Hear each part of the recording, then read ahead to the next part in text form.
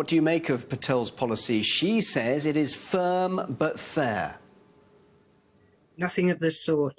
Her direct attack on asylum seekers and migrants is frankly pretty fascist.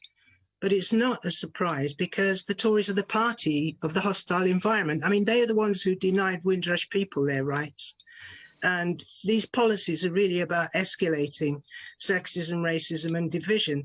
I mean, the women that we work with, over 70% who are seeking asylum, are survivors of rape and other sexual torture. They're mothers, some as a result of rape, and many have left their children behind because it was safer. And this is who Priti Patel wants to stop coming to the UK. Obviously, you hear of terrible, terrible stories and backgrounds to this, but the government, of course, is saying that the system's being weighed down by illegal entries, people who are being shipped over, in effect, by criminal people smugglers, and that is what the government is trying to crack down on. People who are risking their lives and paying a lot of money to do so. That's a red herring. We don't accept the distinction between somebody who's so-called genuine refugee and when they call people economic migrants. They're all genuine and they all have a right to be here. The fact is that most refugees never reach these islands. You know, the countries in the global south are the ones that are bearing the brunt of people fleeing the wars and the devastation, which are caused by this and other Western governments. But does the government not recognise that people are fleeing from persecution in their home countries, and yet there are those who could seek asylum in a safe country but choose to come to Britain because they think they're going to get a better life? No, I don't think that's what happens. I mean, first and foremost, people don't automatically up and leave. It is a question of what, you know, if we were in that situation of being forced to leave, we would flee and we would go to where we think we would be safe. And that's what's happening.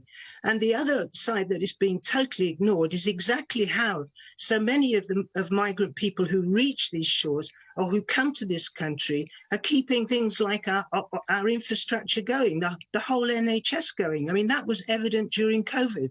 And the whole question of how many people were suffering at the same time as working their lives out. Their training had been provided and paid for in other countries. Care homes were dependent on migrant workers, on zero-hour contracts and precarious contracts, yet some of them don't even have the right to NHS healthcare. And of course, all that is recognised, but the government, of course, is saying there is that element of those who are coming here illegally, and what they are saying, they want a faster and fairer system for the most vulnerable. There are no legal routes to get here virtually anymore. They've all been axed and cut. I mean, we know that over the decades, you know, people have risked their lives to get to this country because you can't just get on a plane, come in at Heathrow and say, I'm going to claim asylum. You don't even get to touch the ground before you're returned. So that's just not even true. You know, and the fact that there's been a massive anti-detention, anti-deportation movement, you know, which forced the closure of some of the detention centres, and yet here we see Priti Patel coming up with an idea to build another women's detention centre in Durham, instead of giving that community the social housing that was promised on that site. I mean, what's going on here, I think people are beginning to recognise, is that there's being a creation of a police state in reaction to the movements that have been demanding justice.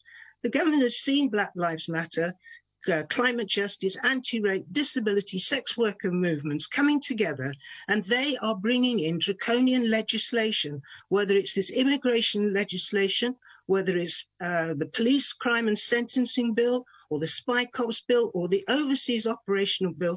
These are all bills designed to repress and stop us from protesting what we know are gross injustices, because we see the results on the front line. And we have every right to take a stand against this, to stop the increase of stop and search in our communities of colour, to stop these draconian powers that they want, to the right to end us protesting, to increase surveillance on every community. And that is massive. And women are spearheading a lot of this opposition. And we're going to keep going. We're not giving up. We can't afford to. When you think about people who are in countries like Myanmar or India or Nigeria, you know, or Haiti, these countries are countries that people are fleeing from. Crystal, and they too are putting their lives on the line. And we're not about to have our human rights torn up and ignored.